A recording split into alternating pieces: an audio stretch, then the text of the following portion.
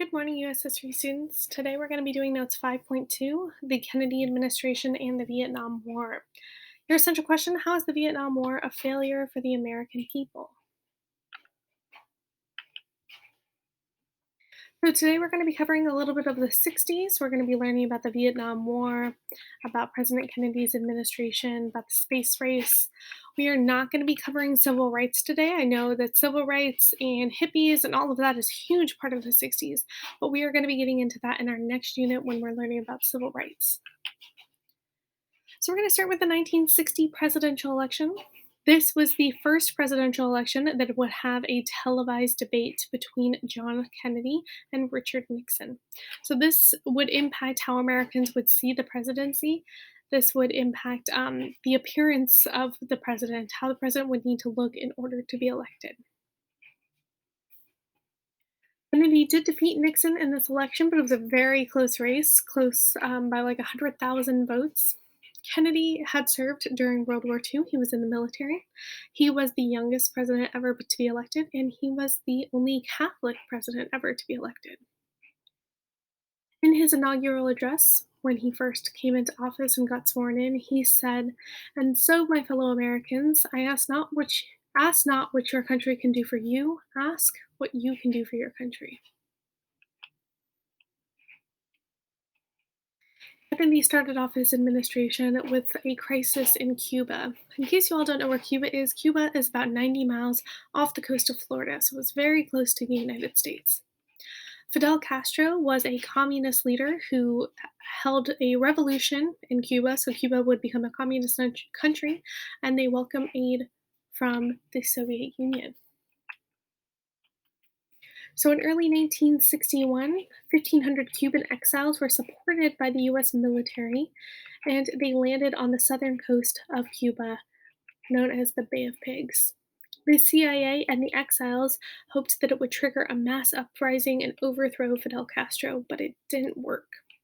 Soviet tanks were easily able to repel and exile the invasion, and so this became kind of an embarrassment for the United States.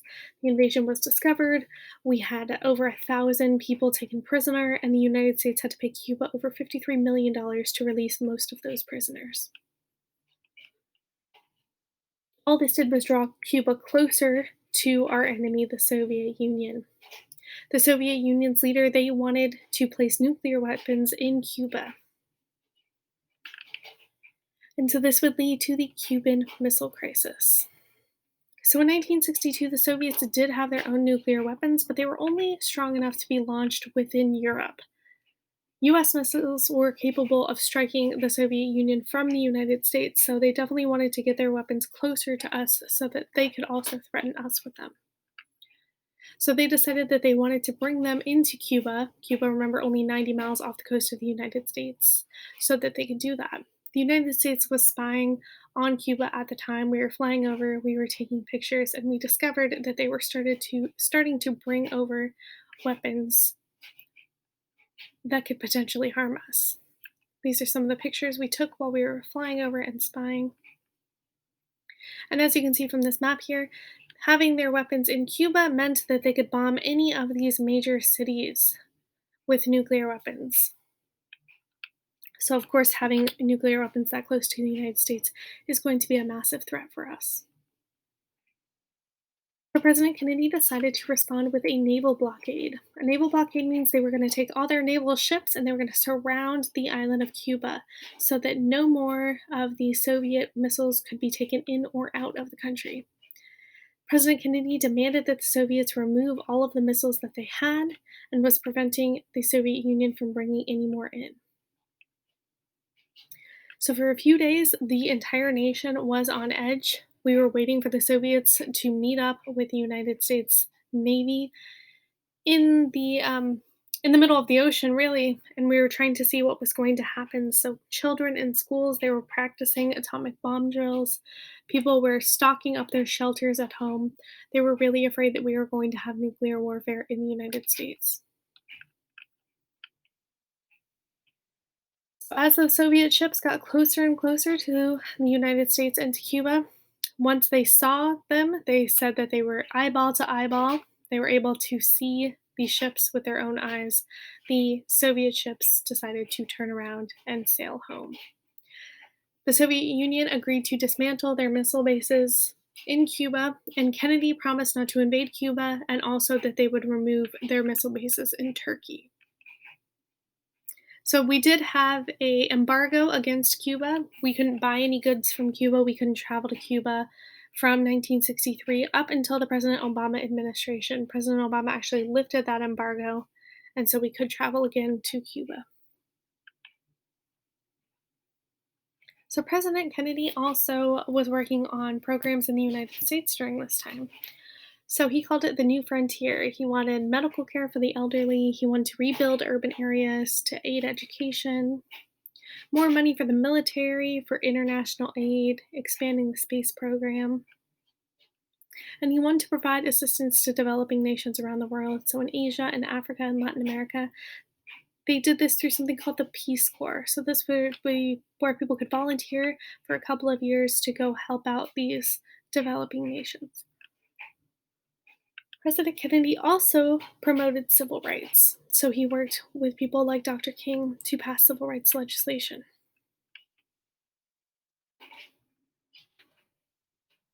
Kennedy was losing some popularity in the Democratic Party because of his support of civil rights. And on November 22nd, 1963, he went down into Dallas, Texas to try to mend some fences that were sort of being damaged within the political party, within the Democratic Party. So he was traveling through Dallas, Texas at the time. Crowds of people were lining the streets to wave to the president to see him drive by. He was driving around in this convertible with his wife and the governor of Texas. Unfortunately, while he was driving in this vehicle, President Kennedy was shot in the throat and then was shot in the head. His car raced to a nearby hospital, but unfortunately, he was pronounced dead before he arrived at the hospital. Now, there's a lot of conspiracy theories about how President Kennedy was killed. This man here, Lee Harvey Oswald, he admitted that he had shot the president and he was acting on his own. Within 2 days, he was being transferred to a different jail cell. So he was being transferred from one location to the other, and it was being recorded on live TV. And a nightclub owner named Jack Ruby, he actually walked up and he shot and he killed Lee Harvey Oswald. So President LBJ would get sworn in on the plane ride back to Washington, D.C. And the nation would mourn the loss of our president. This was his wife and, of course, his young children. This is his son, JFK Jr., saluting his dad as his casket goes by. So there was a lot of unanswered questions about this. Lee Harvey Oswald did admit to the murder, but unfortunately, he died within 2 days. He was killed himself. So we don't really know the extent of which he was involved or if he had anyone else working with him, why he did it, anything like that. All right, we're going to switch gears to the Vietnam War.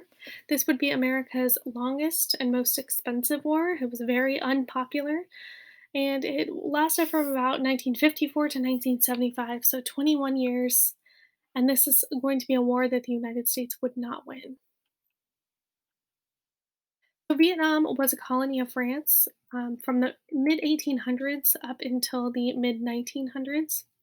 In the mid 1900s, the French were fighting to remain in control of this nation, but the Vietnamese wanted their independence from the French colonizers.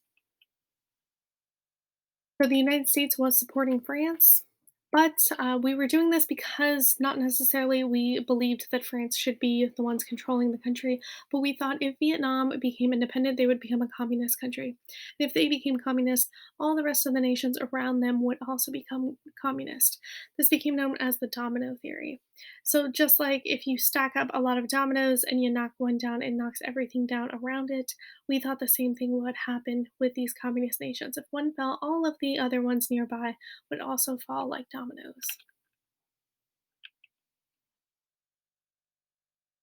So, as they were getting their independence from France, they also had their own civil war. So, just like in Korea, they were being split between North and South, North being the communist nation, South being the capitalist nation. Ho Chi Minh was the leader of North Vietnam, and Diem was the capitalist leader of South Vietnam. and was not very popular because he forced peasants to be removed from their ancestors' home. He tried to keep them away from any communist influence, and the United States ended up having to send over 600 army advisors by 1960.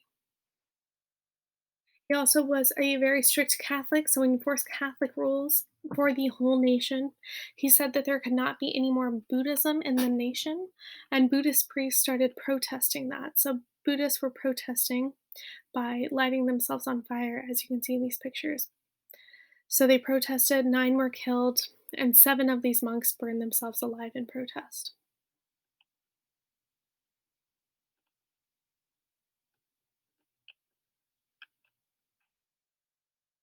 The US told Diem that he needed to change his policies to lighten up, let people practice Buddhism, start distributing the land to the peasants, stop the corruption, but he didn't listen. So the United States actually supported the overthrow of him in South Vietnam. South Vietnamese leaders would assassinate him. So this would lead to a deepening of the American involvement in Vietnam. 1961, Kennedy sent 16,000 advisors to Vietnam to help train the army of South Vietnam. President Johnson would say that we are not about to send American boys 9 or 10,000 miles away from home to do what Asian boys ought to be doing for themselves. Things would change when he was president. So on August 2nd, 1964, this was after President Kennedy was killed, President Johnson was our new president. The USS Maddox, one of our naval ships, engaged in battle with 3 Vietnamese torpedo boats in the Gulf of Tonkin while gathering intelligence information.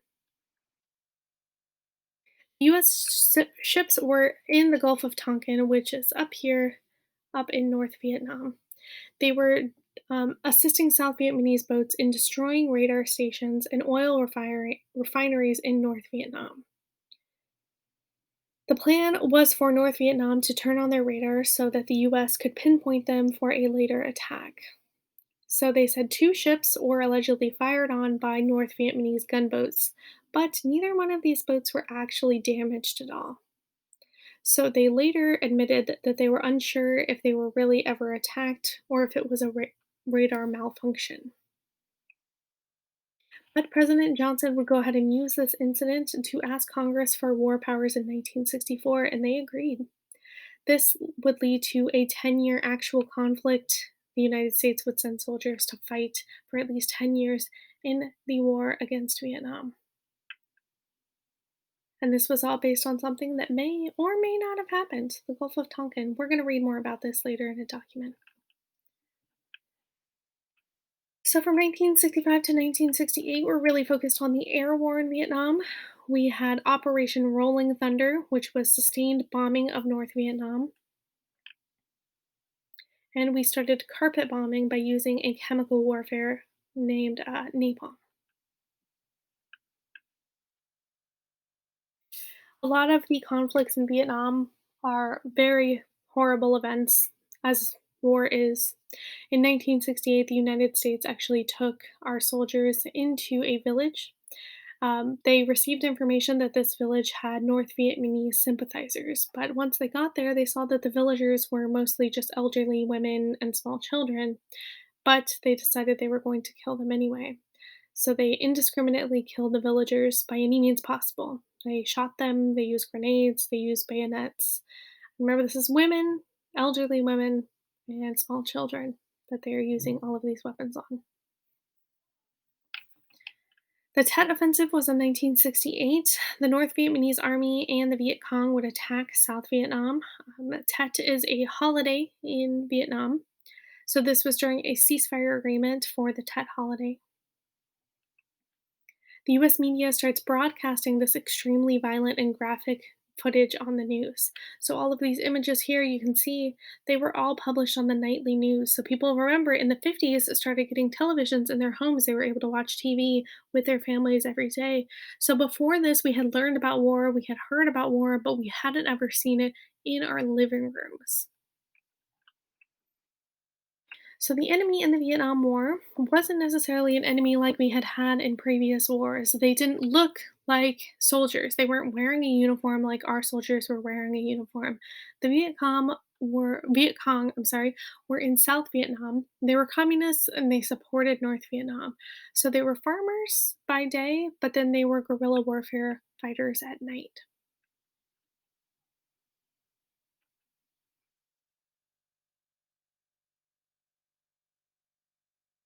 The Viet Cong used guerrilla fighting force. So that means that they weren't wearing a uniform. They looked like everybody else. They were kind of hiding in plain sight. They would use hit and run tactics, which were very difficult for the United States to fight back against because they didn't know who was their enemy.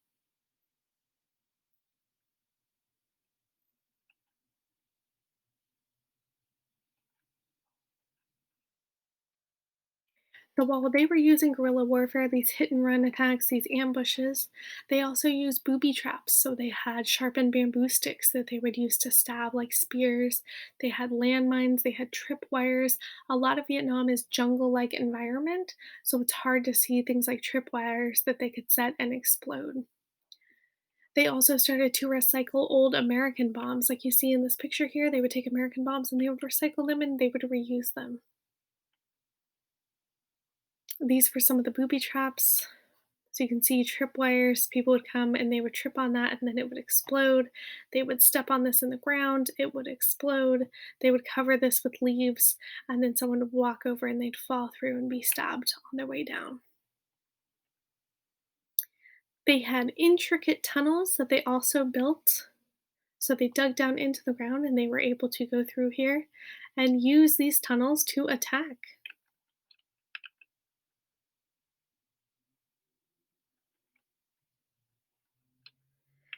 The United States use more conventional weapons that we know of when we think of war, so things like tanks, machine guns, grenade launchers, helicopters, and fighter jets were used extensively during this war. The helicopters, they would have a machine gun on the helicopter as well, so they could fly by and also use it to shoot.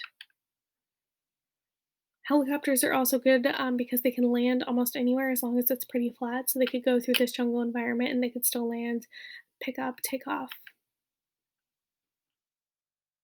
We also use the B-52 airplane, which is the most deadly airplane ever made. Doesn't look that deadly when you're looking at it here, but as you can see, all of these bombs can fit inside of it. It can carry over 100 750-pound bombs. It can also refuel in the air. So the B-52 would use a strategy called carpet bombing. So this is lots of bombs in one area. They would fly over and just bomb, bomb, bomb, bomb, bomb, bomb, bomb. We also use chemical warfare during this time. So, two of the most well known chemical weapons we used were Agent Orange and napalm. Agent Orange was used to clear out the foliage, so that was to kill all the trees, all of the jungle like environment, so we could see better. We used at least 11 million gallons of Agent Orange in Vietnam. Even today, parts of Vietnam where Agent Orange were sprayed can now be used for farming or for living on. Agent Orange was discovered to cause serious health problems to animals and to people, caused mass birth defects in the people of Vietnam afterwards. These are just some examples of the birth defects that were caused by Agent Orange. Napalm is a gel like substance that was first created at Harvard. It consists of a mixture of gasoline and a thickening agent, and it's used in flamethrowers. Napalm is was put outside of bombs, like the bombs you see here on the right side, and it kills enemies by sticking to them and burning them to death. So this woman here, she became known as the woman in the picture, or the girl in the picture. She's this little girl down here. Her village had been bombed and they used napalm, and so she was burned and she did survive luckily, but you can see her skin decades later and what that caused to her body. Napalm is very effective because it will burn uncontrollably. It is still currently used by some nations, although the United Nations did ban its use in 1980.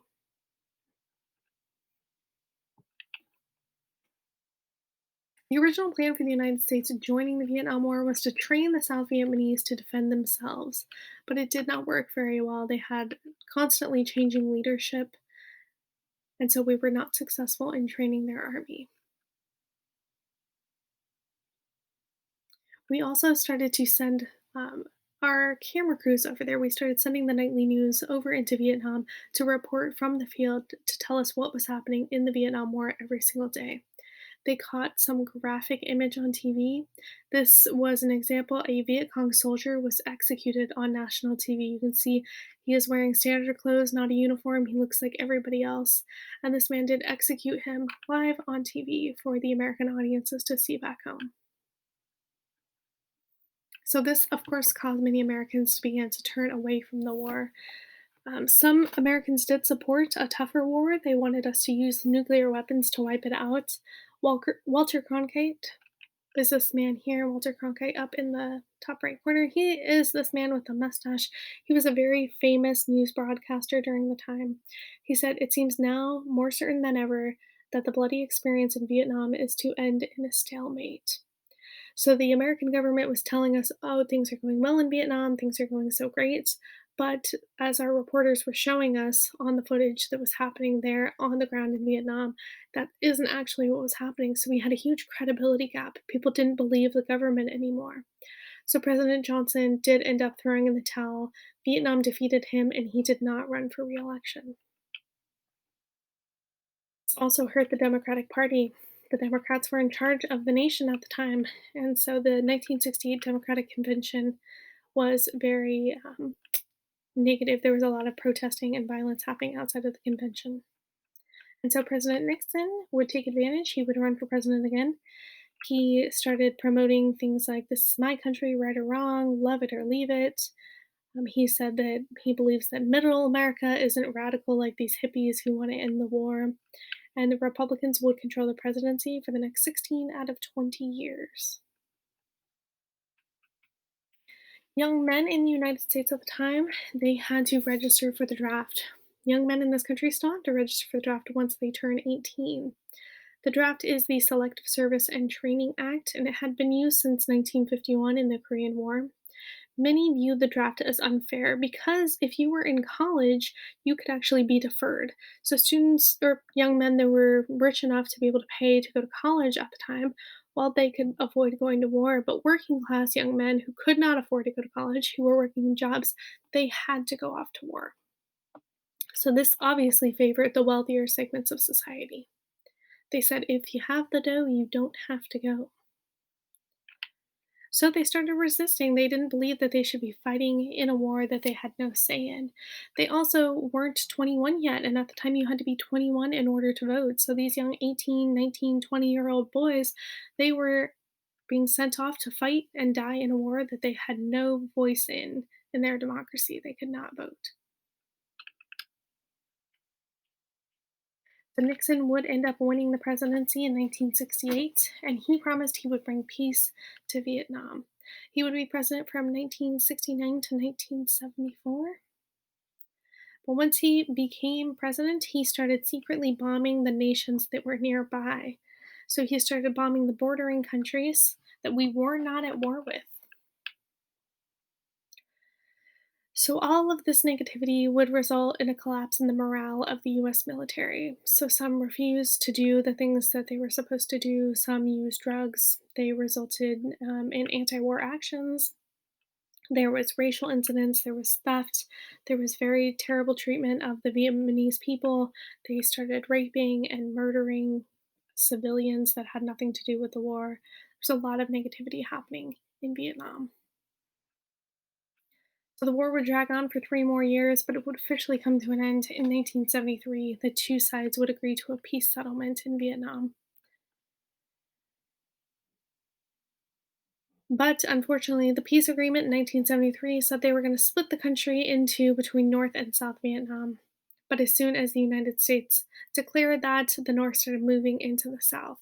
So by 1975, South Vietnam would surrender to North Vietnam. The nation would become one again, and it would become a communist nation. And as we were pulling out, we were going further and further south. The last incident of the United States pulling out of Vietnam would happen in April of 1975 when we would withdraw completely from Saigon, leaving the capital to fall to the North Vietnamese. This became known as the Fall of Saigon or Operation Frequent Wind. This was the largest helicopter evacuation in U.S. history and marked the official end to the U.S. involvement in the war. So, as you can see, we had all these helicopters that were trying to evacuate as many people as they could, but there were thousands of people trying to get on all the helicopters and escape because they knew once the North Vietnamese came in, anyone who would have been seen as supportive to the Americans or to South Vietnam would have been murdered. And many people ended up dying just trying to escape, falling off of helicopters, drowning in boats that were trying to fly off. Many people also gave their children up. There was about 1,000 children that were handed off to the Americans who were leaving so that their children would have the opportunity to be safe in the United States. And that's the end of your notes for today. So don't forget to write a summary, couple sentences about what you learned.